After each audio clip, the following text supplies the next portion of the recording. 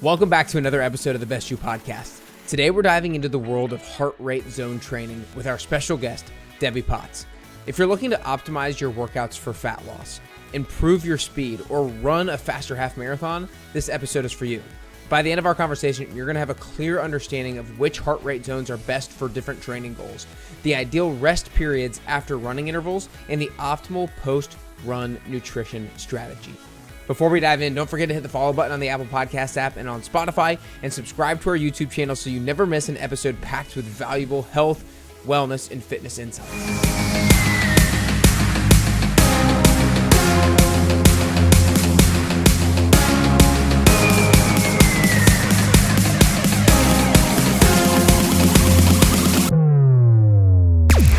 Today we talked to Debbie Potts, and she's been a competitive athlete for most of her life, achieving impressive feats like being a top age group triathlete, a 15-time Ironman finisher, a 5-time Ironman Hawaii World Championship qualifier, and multiple Boston Marathon qualifier.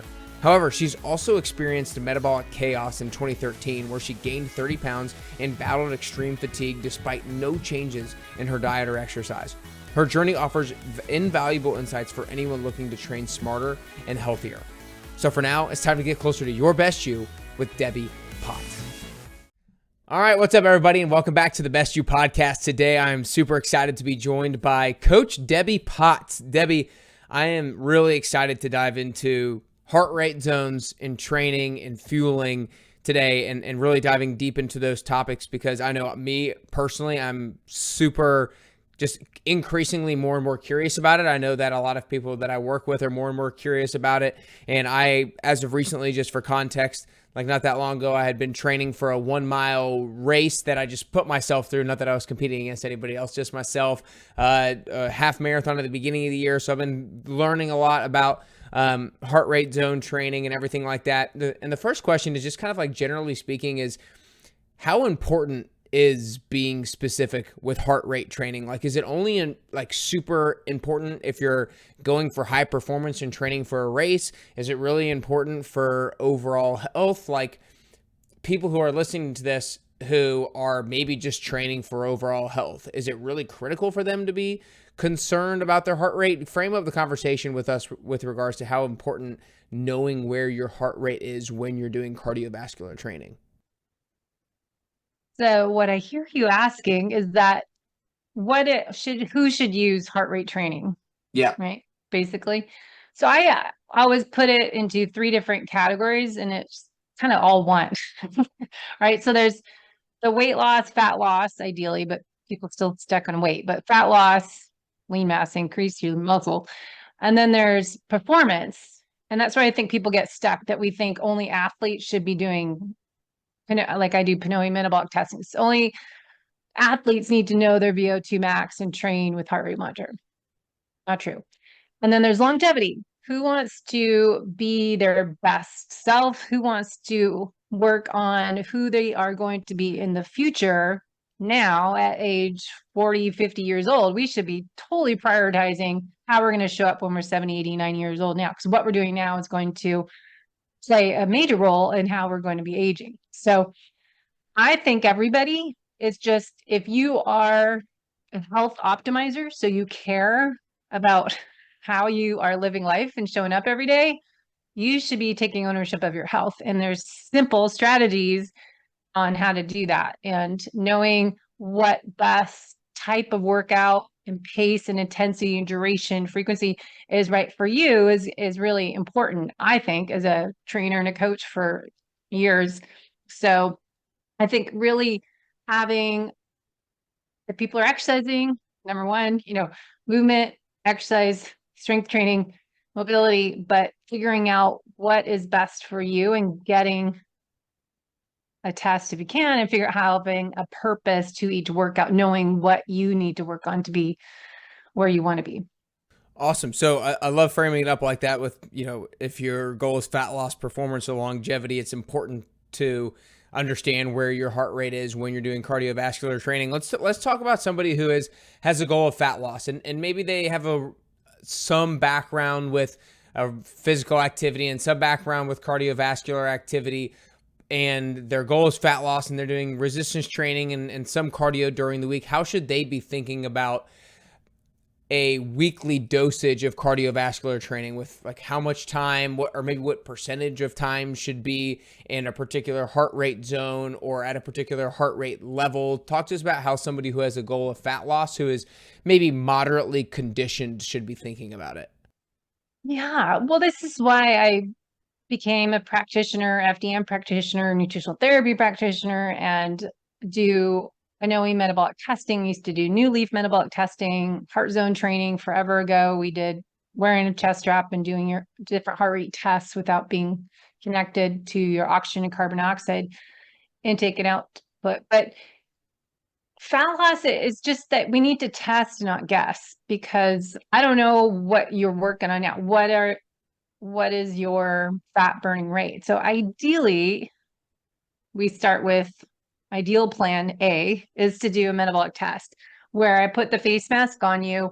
We're measuring your oxygen consumption in and your carbon dioxide out. The ratio of that inhale and exhale is called your respiratory exchange ratio, RER.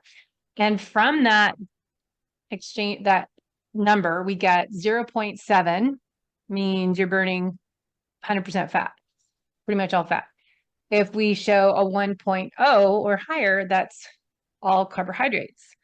So then we get an idea of at rest, what fuel source are you burning? Ideally, we'd be down at 0.7. So then we can see, what is your metabolism? Are you metabolically flexible when we do an exercise test? And then we're measuring that as well at different heart rate zones. And then with the exercise test, measuring the oxygen in and carbon dioxide out, we can determine where is that peak fat burning zone and what heart rate is that for you in that specific exercise. Running is going to be different than biking. People walk on a treadmill, whatever, we test you doing a, say, 12-minute test. Now, Let me stop you there. Let me stop you there because I'm interested in this respiratory exchange rate. So let's say somebody puts the mask, does the test. First off, is the test, is it like a VO2 max test where it's like you're doing max effort for as long as you can? Is it 12 minutes? What exactly does that test look like? the VO2 max test is what you are doing in a test, but I hate saying, and I think Peter Attia, we can give him credit to getting everyone more awareness of getting your VO2 max tested for longevity. What is zone 2? We hear that all the time. When we talk about figuring that out, it is doing a metabolic test. We can call it peak VO2. Not everyone's going to go to max VO2, but that's kind of the end point of a test. The beginning part of that test is measuring your fuel source and at what intensity, what heart rate are you working on as we go from warm up to your max. So you want to get a big overview of your fuel sources and switching fuel sources at various intensities during a test. You can call it VO2 max test, VO2 peak, but that's intimidating a lot of people. And a lot of people who aren't athletes know how to push themselves into that uncomfortable zone that I am going to my max. I'm going to throw up if I'm going to go harder. Most people are like, oh, I'm good.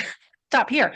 So as long as we can at least address where is your zone 2? Where is your peak fat burning zone where we can increase making more mitochondria and figure out what that is for the person. And, we'll go into that more, but it's, how much time does that person need to spend in zone 2 will vary based on their current program and their, gender, genetics, all of that we can learn, but where they are in a test, we can determine that. Yeah, well, I'm super fired up and pumped about the conversation. I feel like we're going to get a lot of value out of this. So you talked about the respiratory exchange rate. If you're around 0.7, you're primarily burning fat. If you're 1.0 or higher, then primarily burning carbohydrates. And obviously the continuum is somewhere in the middle. Are you getting when you're doing that test, are you getting a respiratory exchange rate at a bunch of different heart rates to determine? Okay. So when you're looking at the raw data, so you are seeing it constantly for the entire test when I push start, when I push end. Okay. And so I know generally speaking, usually the lower your heart rate is, maybe the higher percentage of calories is coming from fat, and the higher your heart rate is, the higher percentage of calories is coming from carbs. Is that generally what most people see? And is it usually like when your heart rate's low, it's closer to 0.7, when it gets higher, it's closer to 1, or does that depend on your metabolic flexibility and your conditioning and stuff like that? To give us some more insight there. Well, that's a big answer. So your fuel sources will switch. So it's not aerobic versus anaerobic. There's not necessarily, there's a big debate of it's not your lactate acid marker we're looking at. We want to look at where are you burning. So for example, if we go by 5 zones, zone 1 is, well, let's start with zone 2. The bottom of your zone 2 on a metabolic test, we figure that out. Where is your peak fat burning heart rate? That's your bottom of zone 2. Your top of zone 2, we determine on the test, where is the heart rate point or kind of range? It's never just exactly this number, but where the carbohydrate usage fuel source goes up and the fat fuel source goes down. So it's that metabolic crossover point where we're switching fuels. And then we enter zone 3. That's going to be more tempo pace. And then we start to see the breathing frequencies change and the fuel source will go up, but really we're just seeing if it's fat versus carbohydrates. But then we see there's glycolysis, and then we get a little bit higher. Then you get probably higher lactate production, but that's recycled and used back as fuel. And then we get into zone 4, this more your 1 to 4 minute intervals. Zone 5's to your max, your peak heart rate you get to. That would be your sprint interval training, your 10 to 20 max 45-second sprints. And so that fuel source is going to be more the creatine phosphate fuel source. So you'll see kind of there's good pictures that it kind of just keeps changing. So it's not just one fuel, then another, but it's continuous. Gotcha. Okay, so I love that breakdown of zones 2, 3, 4, and 5. Now, if I'm listening to this and I have the goal of fat loss, and I'm hearing you saying that in this range of zone 2, the bottom being the peak fat burning heart rate, essentially, the top of zone 2 being where that metabolic crossover point is, do I want to be doing the majority of my cardiovascular training in that zone in order to maximize my ability to lose body fat? Mm-hmm. Yeah, so it's going to depend, of course, on what have you been doing and where are you trying to get to. And so it's meeting the client where they're at, testing, figure out when we do a test, you get this 18-page report back when we do PNOE testing. PNOE is out of Greece. And it will help us identify where are you not working on? What are your limiters, or I like to say areas of opportunities where we'll focus more your training. So I had a test follow-up yesterday, for example. This person does, and I see this a lot, people listen to social media, podcasts, they do all this hard, intense workout. This person's doing their strength training, they're doing high heart rate work, but they think they're doing intervals, but they're really not, because they're not coming from zone 4, spending enough time in zone 1 to recover and refuel, go back up into zone 4 or zone 5. So zone 4, down to zone 1, recover, go back, zone 4. Zone 5, you're doing sprint interval training, come up, go down. So I can identify that in a test. Are you coming back down? How's your recovery in between source? Are those different intensities? The other part I can see on the test is, are you doing any zone 2? Because your fat burning really is non-existent. Like this person their zone 2 was at 98 heart rate. They were doing everything up at 140, 150, which was their zone 4, zone 5. Another client too was doing this too. They were doing the 4x4 workout everyone hears about, Norwegian 4x4 to improve your VO2 max. They thought they were doing 4x4, but they didn't do a metabolic test to really identify what is that highest heart rate I can hold for 4 minutes. And then what is my 4-minute recovery? They were just kind of going zone 4 to zone 3. So when I did their metabolic test, their zone 2 was really way low and needed to be worked on. So those two examples are people that train all their work up here. They're not doing anything low. And the big conversation is, do I need zone 2 if I have I have a good energy up on production up here, performance, but their VO2 max could be even better. And we want to improve mitochondrial health as we age. And so it kind of looks at, is a person struggling with what weight? They can't lose weight. They're overtrained. They're tired. They're having a lot of red flags of hormone dysfunction. And then you kind of get into what I collect signs and symptoms of what's going on now. How are they feeling? How are they recovering? Look at their heart rate variability scores. So it's kind of looking at the whole picture as we're talking about. But most people aren't doing their real zone 2. And then I'll stop talking, but there's men versus women too. So that's going to be different. If you look at some research, Dr. Stacy Sims talks about women at birth already have more slow twitch muscle fibers. We already are better at endurance. And especially as we age over 50, for me, I don't need zone 2. Plus, I've done zone 2 for 25 years training for endurance meds. So as I age, that's going to be a different programming option for a client. If they're getting older, they've done zone 2, they haven't done zone 2, their hormones are changing, they just need sprint interval training and a lot of walking. So it really is that personalization.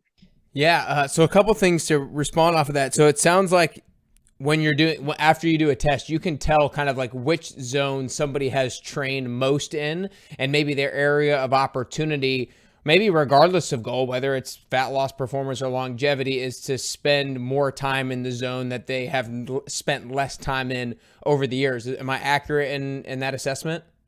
Yeah. Okay. And that's why it's not one size fits all. And that's why we do personalized medicine, precision medicine, personalized coaching, because if we can't say everyone needs to do 80% of zone 2, 20% intervals, that's not accurate for everyone, right? Yeah. So if you can afford get testing, if not, I did a great interview with Joe Friel. He was saying, says your zone 1, 2 might be where you can breathe just through your nose the whole time, conversational pace. And he was saying, some different tips there. But then when you're going harder, you should be going really hard, not just somewhat hard. And Stacy Sims has that saying of, what's the saying? I'll say it wrong.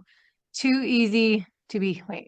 hard to be easy and too hard to be easy. Whatever. It's totally wrong. But it's like that you're not easy enough and you're not going hard enough. So you end up in what's that black hole training Ben Greenfield used to call that black hole. That's that zone 3 that you're just staying there for all your workouts. So you're not getting the benefits of, zone 2, you're creating more mitochondria. And then top of zone 4 and zone 5, you're doing more mitochondria capacity. So you're getting more mitochondria in each cell. And also those 2 top end zones, you're working on VO2 max and zone 5, zone 2 to improve fat burning. So going back to your question before is like, I want to lose fat weight. What should I do? And usually it's figuring out how much time, but a lot of times when I look at their resting metabolism, we want to speed up metabolism and look at that marker and where they're burning, how much fat to carbs are they burning at rest. And then I can identify, all right, you need to do more lifting weights. Your metabolism is slow, so don't do all that cardio. Let's get more time in the gym and let's figure out your weekly ideal workout schedule isn't doing more cardio to lose weight. And that's, another conversation too. It's like, I want to lose fat weight, but is the answer zone 2 training? Maybe you need more strength training and you're not lifting heavy weights. Interesting. It sounds like a lot of people probably, and I feel like this is maybe where I've been a lot, is trained a lot zone 3, zone 4, and you don't get the benefits of zone 2 and zone 5 because we kind of want to feel like we're working pretty darn hard. And so when we feel like we're working pretty darn hard, we don't get the benefits of the maybe a little bit lower intensity, but we also don't have the ability to push ourselves to that super high intensity. For some, obviously getting this type of testing done would be the ideal way and the most precise way to get it done. If somebody is listening to this and maybe they don't go get the testing done, what is maybe the best non-testing way to determine zone 2? Again, I know you're very much like the only really ways to get the testing done and know the respiratory exchange rate. But what's maybe a general way to figure that out? Well, I know most people can't do testing because it is more accessible. I mean, there are people, because Pinoy's portable kit and you can find it probably in most cities. But I was saying earlier, you should have a pace that's conversational that you can breathe through your nose. If you can't breathe through your nose anymore, Joe Friel was saying that's when you know you're changing intensity. So you're burning fat when you're breathing through your nose, basically. I would get rid of that dead zone and just do sprints all out. If you're, build that foundation up, don't start with sprints, but well, working too hard, but just even start with 5 of them that you're doing 20 seconds, 30 seconds, fast as you can. And then maybe 1 minute easy, walk, jog, or do it on a bike. So there's different workouts. It's not just the 4x4 workout everyone talks about, I find on social media and YouTube, but there's 10 by 1 minute intervals. But recover in between. I think people forget that intervals are high and all the way down low. And I see this in master swimming. They tend to do these intervals and leave 5 seconds rest, and then they go for the next send off because it's on a timer. And I'm always arguing that, okay, if you want me to go all out for 100 meters, I need to rest 30 seconds here, not 5 seconds, and go hard again. But that's master swimming, or swimming workouts are set with a time. So it makes no sense if you're really trying to go top end recovery.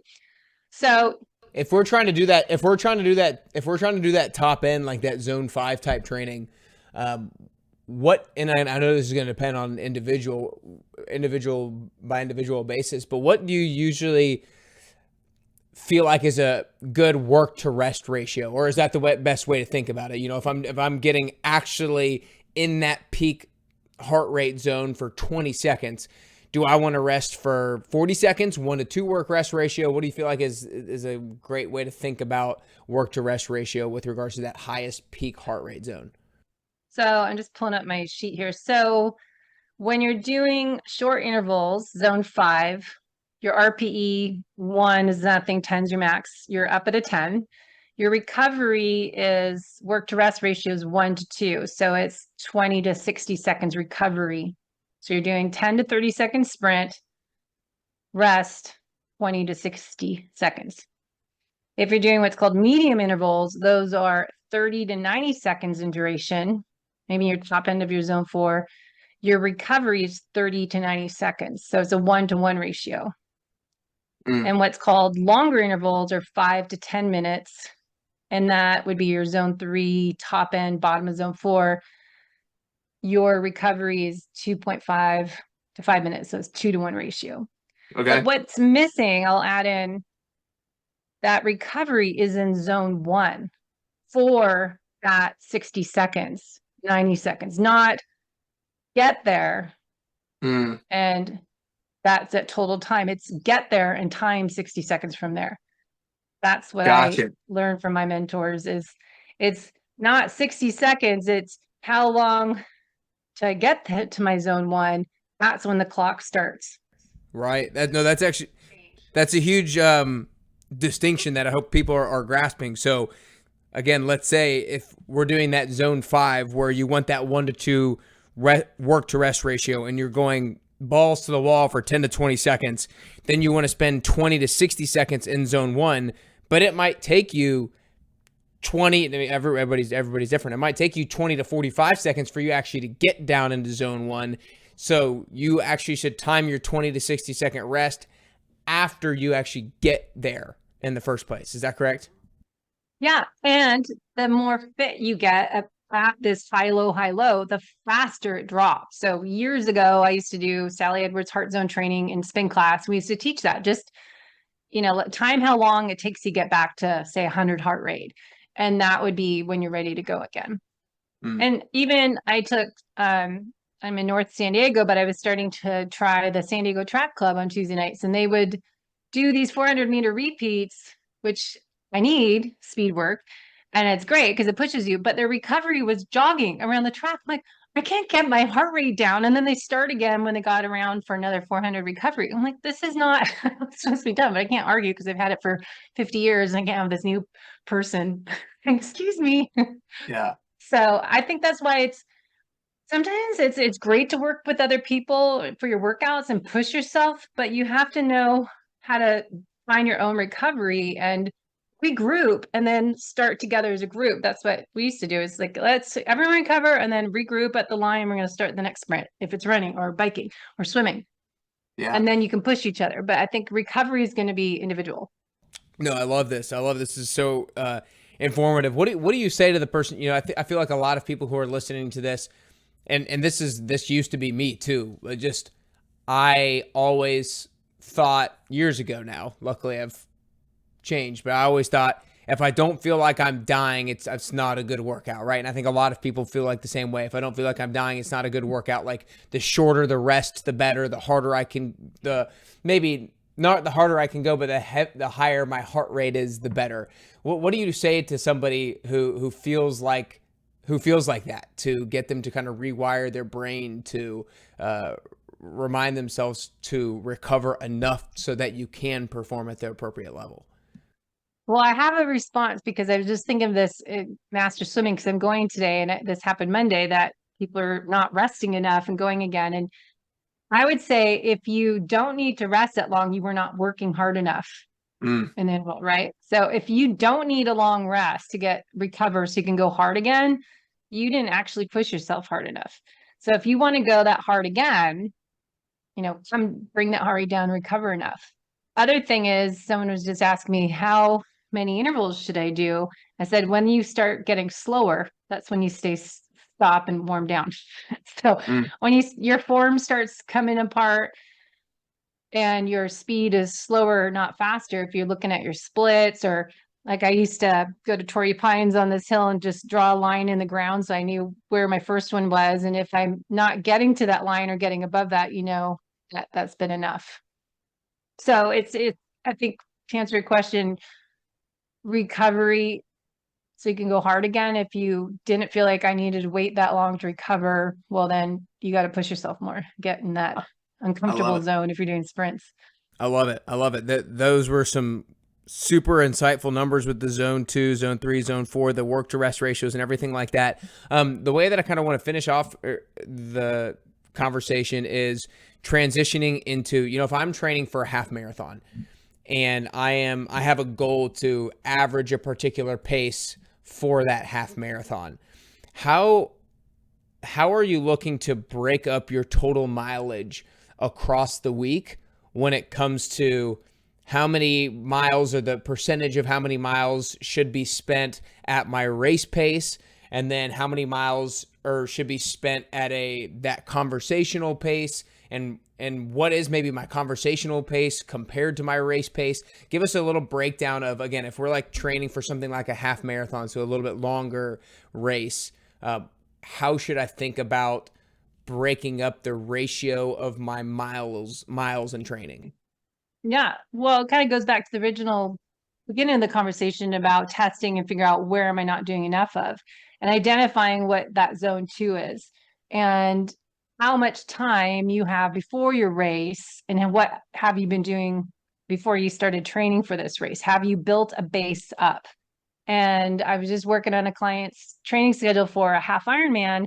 Same thing when you're doing a half marathon, you're training for distance. It's different fuel source. You want to improve that fat oxidation rate so you can burn higher percentage of fat at the highest heart rate that you can sustain, so you don't have that continuous glucose that you're burning through, and you have to eat, and then you have GI stress and you have fatigue and increasing more oxidative stress.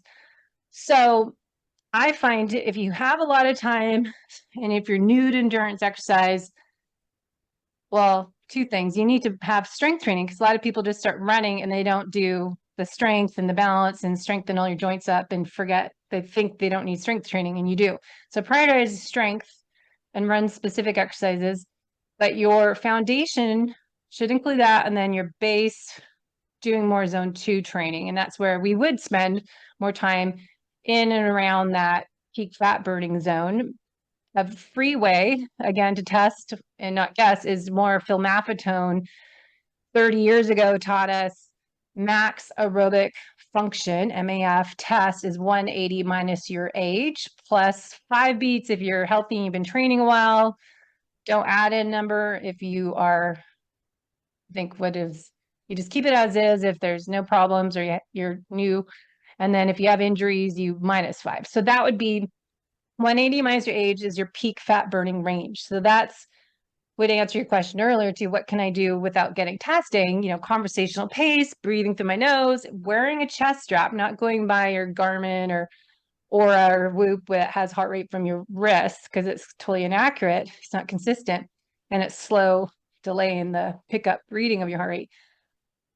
And then figuring out that number. So say, you're 180 minus 40, that's going to be 140 where your peak is. So you'll stay 130 heart rate to 140 heart rate.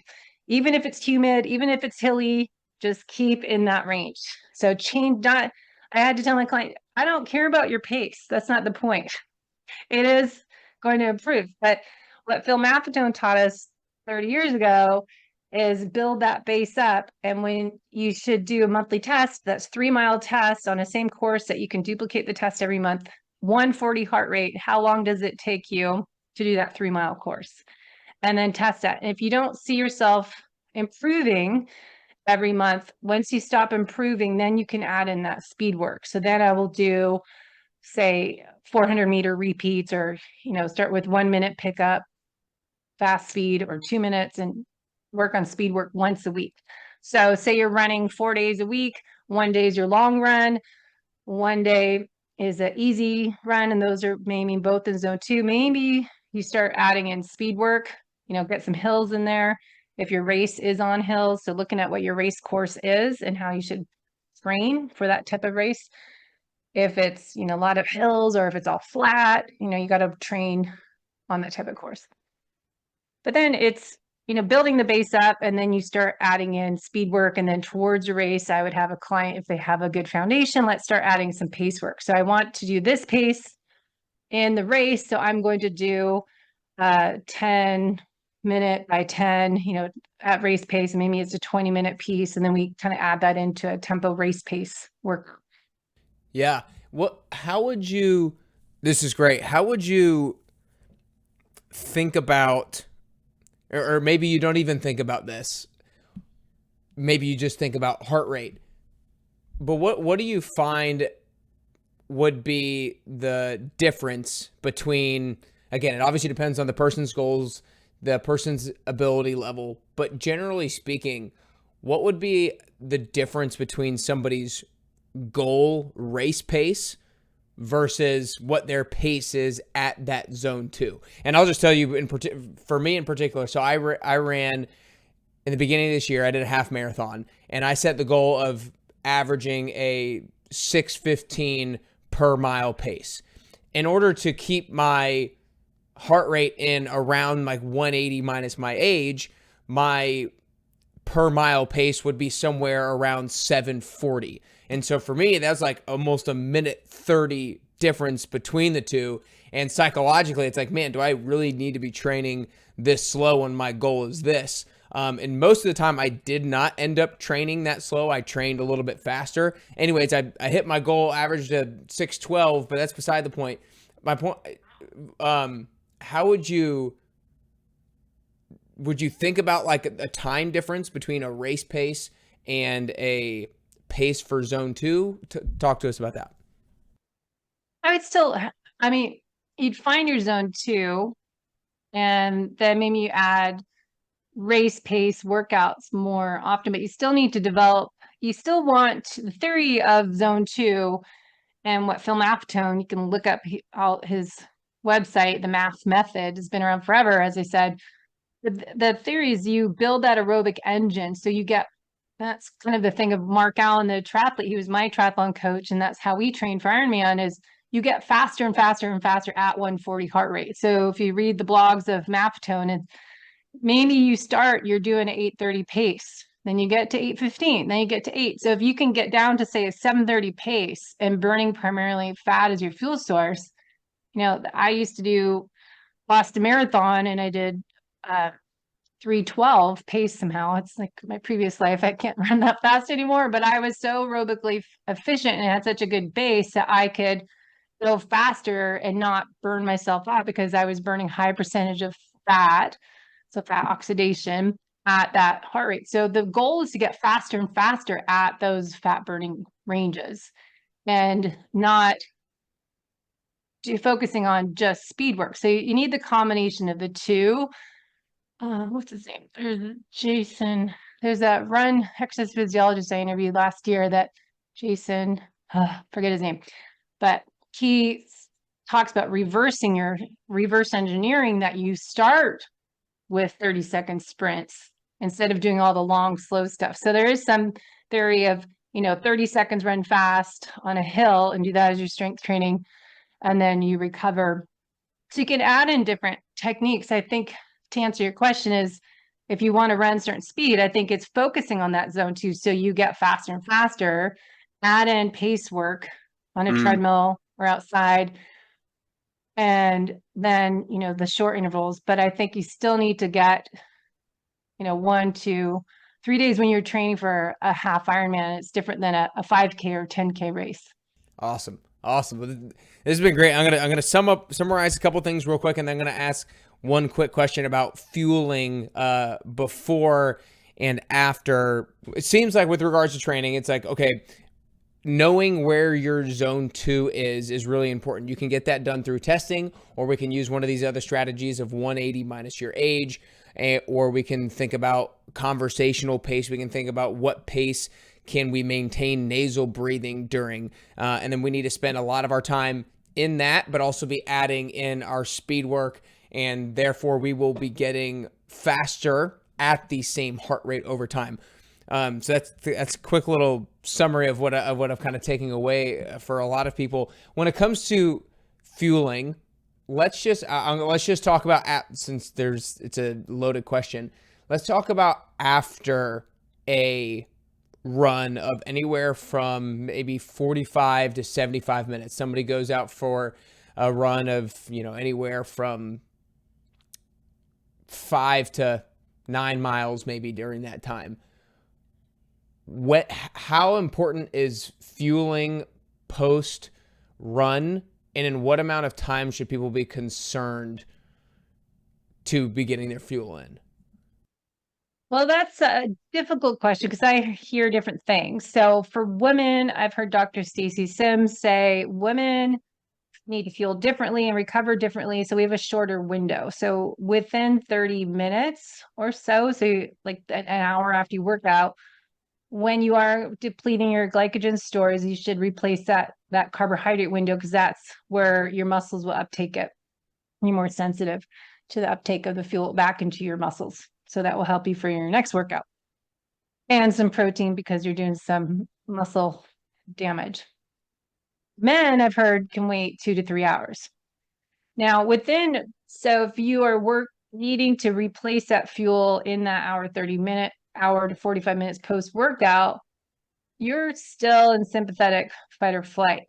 You're not in often parasympathetic rest and digest. Point is, you're not probably going to eat, or if you do eat, you're probably not going to digest it properly if you have solid food. So my suggestion for my clients is usually have some food that's easy to digest. If it's a grass-fed whey shake, I prefer unsweetened, and have a little bit of frozen berries or a quarter banana that's frozen, and a half avocado, mix it all thick and smoothie, and ice some water, or add some coconut milk for a little more fat. But something easy to digest, and then wait until you're recovered, showered, your heart rate and everything's back down, you shifted back to parasympathetic nervous system, and you're ready to eat. Because usually you're not even hungry afterwards, because you're in that fight or flight and adrenaline's going. So, just wait to eat a meal, I think maybe 2 hours, or when you start to feel that sense of hunger. But, having a shake, or I often just do essential amino acids and maybe have the drink. Yeah, that's great. Last question, follow up on that. What is the damage to me if I am not let's say I'm doing this consistently, like I'm going on these runs multiple times on a weekly basis across a year, across multiple years, and I'm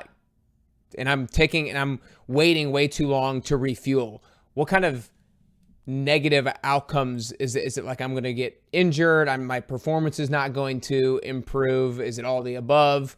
Is my muscles going to degrade? What are the negative outcomes of not fueling in a timely manner consistently over time? Well, I think, of course, it always depends is the answer, but it's so individual. But I think it's as I said, you're fueling for your next workout, basically. So if your next workout's kind of crappy, you didn't probably do everything you should have done post workout beforehand and worked on your recovery. And often people don't focus on sleep and recovery and their sleep hygiene routine, because that's really when your body's recovering.